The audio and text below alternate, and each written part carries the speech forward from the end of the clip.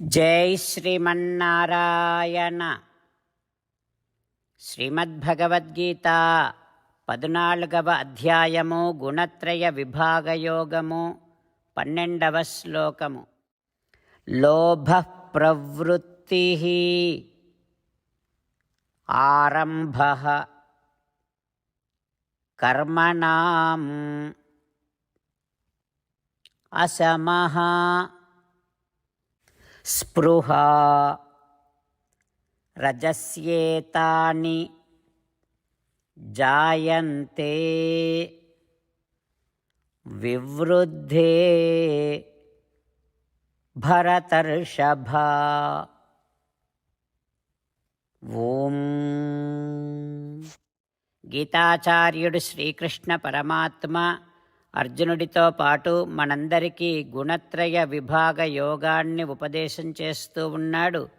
పరమాత్మ ఈ రకంగా అంటూ ఉన్నాడు, అర్జునా, ఎప్పుడైతే నీలో లోభం ఏర్పడుతుందో, అంటే అవసరానికి కూడా నీ సొమ్ముని, నీ సొత్తును వెచ్చించకుండా ఉండాలి అనేటటువంటి స్వభావం, అయితే ఎప్పుడైతే ఈ లోభము నీలో ఏర్పడుతుందో, అంతేకాకుండా ఎప్పుడైతే పనికి మాలిన పనులు చేయాలి అనే కోరిక కలుగుతుందో, ఎప్పుడైతే ప్రతి పనిని ఫలాన్ని ఆశించి చేస్తూ ఉంటావో, ఇంద్రియాలకు ఏమాత్రము విశ్రాంతిని ఇవ్వకుండా పనులు చేస్తూనే ఉంటావో, భోగములను అనుభవించాలి అనేటటువంటి కోరిక కలిగి ఉంటావో, ఈ గుణాలు ఎప్పుడైతే నీలో ఉంటాయో,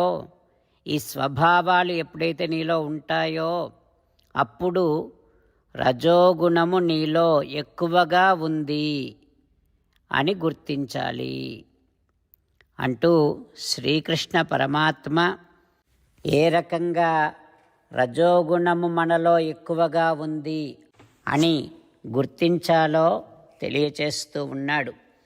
ఆ పరమాత్మ ఉపదేశాన్ని మనసారా భావన చేస్తూ, సాత్వికమైన ఆహారాన్ని తీసుకుంటూ, సాత్వికమైనటువంటి కార్యములను చేస్తూ, సత్వగుణాన్ని పెంచుకుంటూ, శ్రీమన్నారాయణుడి చేతిలోని ఒక పరికరములాగా మన జీవితాన్ని కొనసాగిస్తూ, శ్రీమన్నారాయణుడిని పొందటమే మన జీవిత లక్ష్యముగా పెట్టుకొని, శ్రీమన్నారాయణుడిని మాత్రమే శరణు వేడుకుంటూ, పరమాత్మ పలికిన పలుకులను అదేవిధంగా పలికే ప్రయత్నం చేద్దాం. లోభ ప్రవృత్తిరారంభ కర్మణామసమస్పృహా రజస్యేతాని జాయంతే వివృద్ధే భరతర్షభ. అంతేకాకుండా మనం ప్రతిరోజు శ్రీమన్నారాయణుడికి ఒక 8 పనులు చేస్తాం అని మాట ఇద్దాం. ఎందుకంటే శ్రీకృష్ణ భగవానుడు 18వ అధ్యాయములో 65 నుండి 70వ శ్లోకాల ద్వారా శ్రీమద్భగవద్గీత అంతటికీ సారభూతముగా మనకు 8 పనులు చేయమని చెప్పాడు. అలా చేస్తే చాలు, నేను మిమ్మల్ని అన్ని విధాలుగా రక్షిస్తా అని ప్రమాణపూర్వకముగా ప్రతిజ్ఞ కూడా చేశాడు. అందుకని శ్రీమద్భగవద్గీతను అంతటినీ విన్న తర్వాత అర్జునుడు కూడా చివరకు కరిష్యే వచనం తవ, కృష్ణ నువ్వు చెప్పినట్టే చేస్తా అని అన్నాడు. కనుకనే భగవానుడు అర్జునుడికి అన్ని విధాల విజయాన్ని అందించాడు. మనం కూడా ప్రతిరోజు శ్రీమన్నారాయణుడికి ఆ రకంగానే మాట ఇద్దాం. 8 పనులు చేస్తాం అని మనము మాట ఇస్తే అది అష్టాక్షరీ మహామంత్ర జపము చేసినటువంటి ఫలితాన్ని మనకు ప్రతిరోజు ఇస్తుంది. ఇట్లా మాట ఇవ్వటం కంటే గొప్ప పూజ, యజ్ఞము, తపస్సు మరొక్కటి లేనే లేదు. అందుకని నేను అంటూ ఉంటాను, మీరు మనస్సులో భావిస్తూ ఉండండి.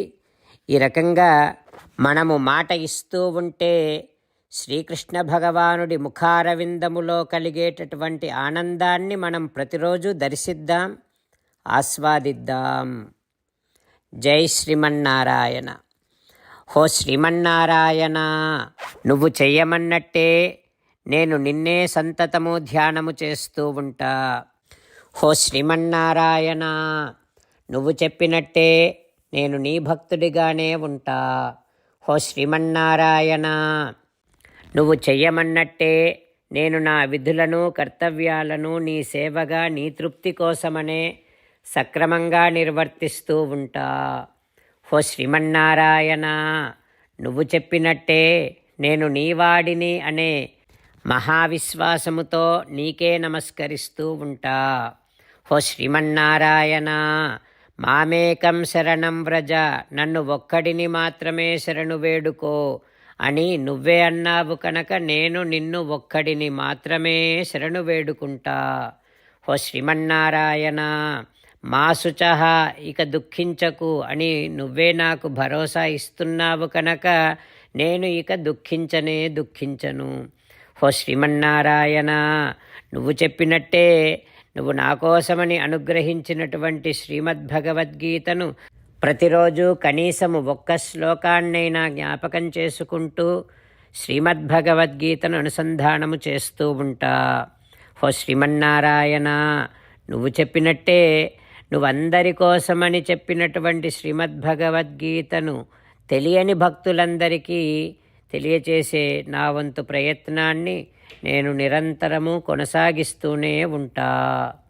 హో శ్రీమన్నారాయణ, నేను నువ్వు చెప్పినట్టే చేస్తా, నీకు నచ్చినట్టే ప్రవర్తిస్తా, నీకోసమే పని చేస్తూ ఉంటా. కరిష్యే వచనం తవ. ఇప్పుడు శ్రీమద్భాగవతాన్ని అనుసంధానం చేసుకుందాం. శ్రీమద్భాగవత గ్రంథానికి నమస్కారం. నిగమకల్పతరోర్గళితం ఫలం సుఖముఖాదమృతద్రవ సంయుతం పిబత భాగవతం రసమాలయం ముహురహో రసికా భువి భావుకాః. శ్రీసుఖయోగీంద్రుల వారికి నమస్కారం. యం ప్రవ్రజంతమనుపేతమపేతకృత్యం ద్వైపాయనో విరహకాతర ఆజుహావ పుత్రేతి తన్మయతయా తరవోభినేదుః తం సర్వభూతహృదయం మునిమానతోస్మి. నరనారాయణులకు, చతుర్ముఖ బ్రహ్మకు, సరస్వతీదేవికి, వ్యాసమహర్షుల వారికి నమస్కారం. నారాయణం నమస్కృత్య నరం చైవ నరోత్తమం దేవీం సరస్వతీం వ్యాసం తతో జయం ఉదీరయేత్. శ్రీమద్భాగవతము దశమస్కంధము 10వ స్కంధములో 273వ రోజు. సూత మహానుభావుడు శౌనకాది మహర్షులందరికీ ప్రవచనం చేస్తూ ఈ రకంగా చెబుతూ ఉన్నాడు.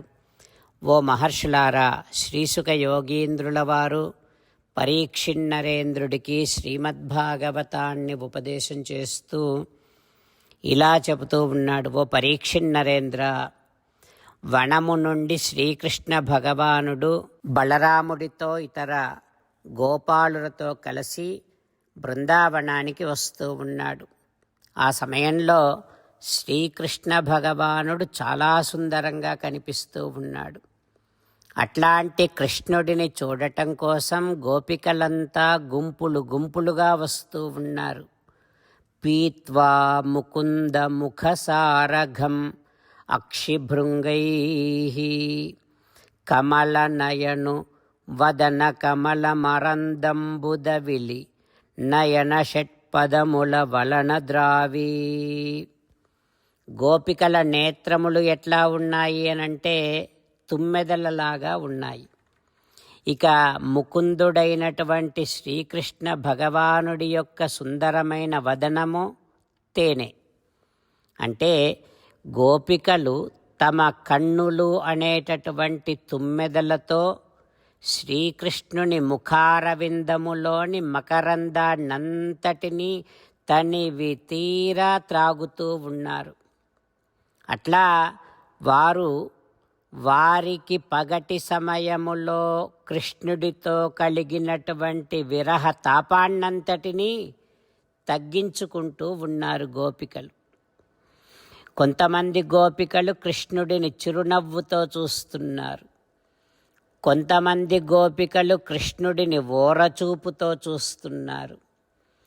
కొంతమంది గోపికలేమో వినయముతో చూస్తున్నారు. కొందరు గోపికలేమో కృష్ణుడికి తమ సిగ్గును చూపిస్తూ సిగ్గులు చిందిస్తూ కృష్ణుడిని చూస్తూ ఉన్నారు. అట్లా రకరకాలుగా చూస్తూ ఉండేటటువంటి ఆ గోపికల చూపులన్నింటినీ కృష్ణుడు పరమ ఆదరముగా స్వీకరిస్తూ వారికి ఆనందాన్ని కలిగిస్తూ వ్రజములో ప్రవేశిస్తూ ఉన్నాడు. ఇక వ్రజములోనికి వెళ్ళి కృష్ణ బలరాములు ఇంటికి వెళ్ళగానే ఇద్దరు తల్లులు యశోదాదేవి, రోహిణీదేవి, ఆ ఇద్దరు తల్లులు బలరామకృష్ణులకు ఎంతో ప్రేమతో వారికి ఇష్టమైనటువంటి మహోత్కృష్టమైనటువంటి భోగములను పదార్థములను తయారు చేసి తినిపించారు. ఆ తర్వాత ఏం జరుగుతుందో రేపు తెలుసుకుందాం. ఓం శ్రీకృష్ణ పరబ్రహ్మణే నమః. ఓం అస్మద్గురుభ్యో నమః. ముకుందమాల. కృష్ణో రక్షతు నో జగత్రయ గురుః కృష్ణం నమస్యామ్యహం. కృష్ణే నామరశత్రవో వినిహతాః కృష్ణాయ తస్మై నమః. కృష్ణాదేవ సముత్థితం జగదిదం కృష్ణస్య దాసోऽస్మ్యహం.